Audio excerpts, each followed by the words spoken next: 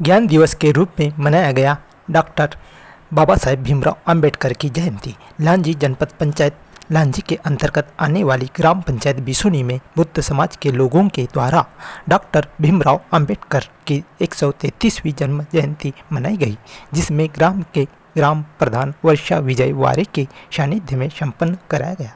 मंचीय संचालन कृष्ण कुमार भीमटे के द्वारा किया गया।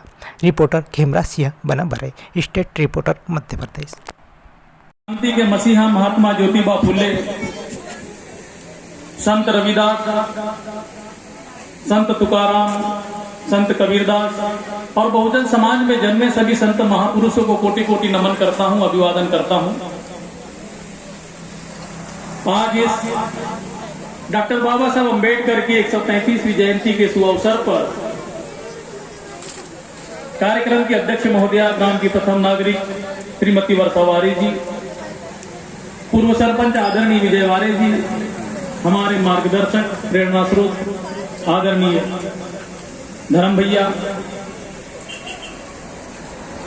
सभी उपासक उपासिकाएं, सबसे पहले मैं आपको आज बाबा साहब की जयंती के अवसर की ढेर सारी शुभकामनाएं और बधाई अर्पित करता हूं। आज जैसा कि प्रातः काल से ही सभी ने बड़े ही उत्साह और उल्लास के साथ अपना सहयोग देते हुए इस समारोह को आकर्षक बनाया, उत्साहपूर्वक सम्मिलित होते हुए इसे बड़ा ही आनंदमंद बनाया।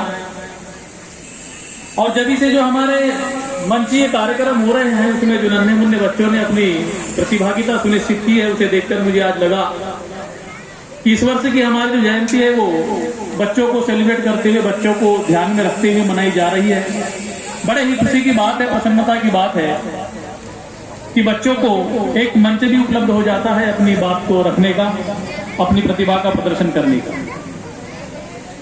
बाबा साहब के संबंध में अगर मैं यहां से कुछ बातें कहूं तो एक सूर्य को दीपक दिखाने वाली बात होगी कि आज अगर विश्व उन्हें याद करता है एक विद्वान के रूप में और एक ऐसे महामानव के रूप में जिन्होंने संसार का ऐसा कोई विषय नहीं, ऐसा कोई क्षेत्र नहीं जिस पर उन्होंने अपनी बात न रखी हो, काम न किया। जैसा कि अभी एक बालिका ने आपके सामने जो अंग्रेजी में भाषण दिया और उसमें बाबा साहब के संबंध उन्होंने कहा कि he was leader of socialist. वो सामाजिक, आर्थिक, राजनीतिक ऐसा कोई क्षेत्र नहीं जिस क्षेत्र को बाबा साहब ने टच न किया।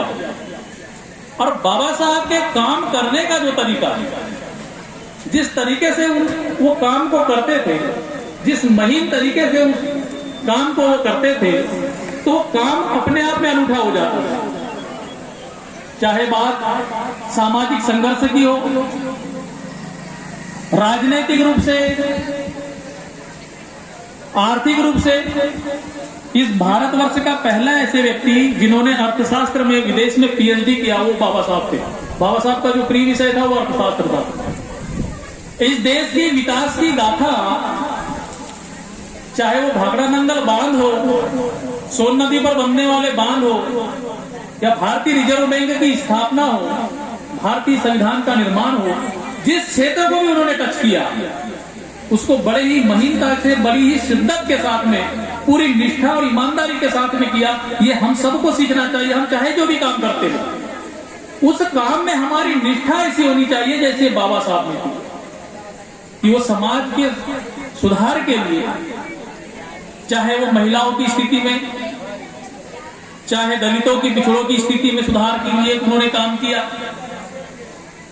हर क्षेत्र में जो भी उन्होंने काम किया उसे बहुत ही महीन तरीके से किया। ये बाबा साहब का अद्वितीय, उनकी जो प्रतिभा थी, ये उसका परिचय। और जो महत्वपूर्ण बात बाबा साहब ने जो इस देश में समतामूलक समाज की स्थापना के लिए जो उन्होंने कार्य किया, जब भारत का संविधान, जिस संविधान सभा के अध्यक्ष डॉक्टर राजेंद्र प्रसाद थे और ड्राफ्टिंग कमेटी के जो अध्यक्ष डॉक्टर बाबा साहब अम्बेडकर थे। और जब भारतीय संविधान में तमाम किस्म के उपबंधों की व्यवस्था की जा रही थी तो एक एक धारा पर, एक एक उपबंध पर घंटों बहस होती थी और तब जाकर के वो एक धारा, एक कानून बनती थी। और उसके औचित्य पर जो बाबा साहब ने भाषण दिए उसकी एक अपनी किताब है। अगर आप सब लोग बाबा साहब को जानना चाहते हैं, समझना चाहते हैं तो उनके द्वारा दिए हुए साहित्य को पढ़िए कि ऐसी कोई धारा नहीं जिस पर कि बाबा साहब ने अपने विचारों के माध्यम से संविधान सभा के सदस्यों को अवगत कराते हुए उसके औचित्य को यह कहते हुए सिद्ध न किया हो कि उसकी आवश्यकता आज से 100 साल के बाद भी पड़ेगी। बाबा साहब के भाषण को आप अगर पढ़ेंगे, आज भी 3 बार पढ़ने के बाद भी हमको उनकी बात बड़े मुश्किल से समझ में आती है। सोचिए आज से कितने वर्ष, 60 साल 70 साल पहले वो बात बाबा साहब ने कही। मित्रों, बाबा साहब ने जो मूल मंत्र दिया, शिक्षित बनो, संगठित रहो, संघर्ष करो, आज उसे बहुत ही अच्छे से समझने की जरूरत है। क्योंकि मैं शिक्षा का कार्य करता हूँ, पेशे से शिक्षक हूँ, शिक्षा की महत्ता को समझता हूँ। हमारे बच्चों ने बड़ी अच्छी भी यहाँ प्रस्तुतियां दी, नृत्य के माध्यम से, गीत संगीत के माध्यम से। मैं चाहता हूँ कि बच्चों को पढ़ना भी बहुत अच्छी तरीके से सिखाए। पढ़ने का मतलब, शिक्षित होने का मतलब क्या है, ये समझ लें कि शिक्षित होना केवल पढ़ा लिखा हो जाना नहीं है, लिखी हुई चीज को पढ़ देना, इतना सा शिक्षित होना नहीं होता। बल्कि शिक्षित व्यक्ति वह होता है जो सही और गलत में अंतर कर सके।